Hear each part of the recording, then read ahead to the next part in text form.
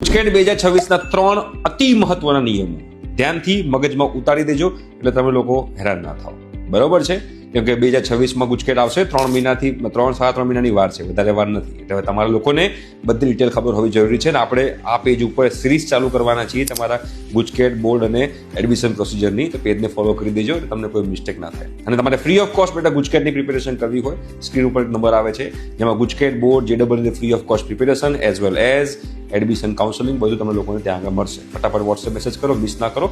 અને live session start થઈ ગયા છે. હા, 3 કયા મહત્વના નિયમો છે? પહેલો નિયમ એનો સિલેબસ. ગુજકેટનો જે સિલેબસ છે એ 12th સ્ટાન્ડર્ડ NCERT, બસ એના સિવાય કંઈ જ નહીં આવે. એના કન્સેપ્ટની બહારનો કોઈ કન્સેપ્ટ નહીં આવે.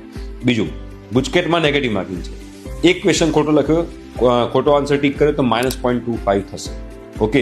અને ત્રીજો નિયમ જે છે એનું વેટેજ 50% છે. એટલે કે તમારા ગુજકેટમાં જે 120 માર્ક્સ હશે એ 120 માર્ક્સમાંથી જેટલા માર્ક્સ આવશે એના બેઝ ઉપર તમારા પર્સન્ટાઇલ નક્કી થશે. એ પર્સન્ટાઇલના 50% પર્સન્ટાઇલ તમારા રેન્કમાં ગણાશે. અને બોર્ડ એક્ઝામમાં જે પર્સન્ટાઇલ આવશે એના 50%. ઘણા બધા કમેન્ટ કરે છે કે પર્સન્ટાઇલનું વેટેજ 60-40 છે. એ કોરોના પહેલાનું હતું, હવે ચેન્જ થઈ ગયું છે. કોરોના પછી 50-50 છે. તો ગુજકેટમાં તમારું વેટેજ 50% છે. તમારા ગુજકેટના જે પર્સન્ટાઇલ આવશે એના 50% છે.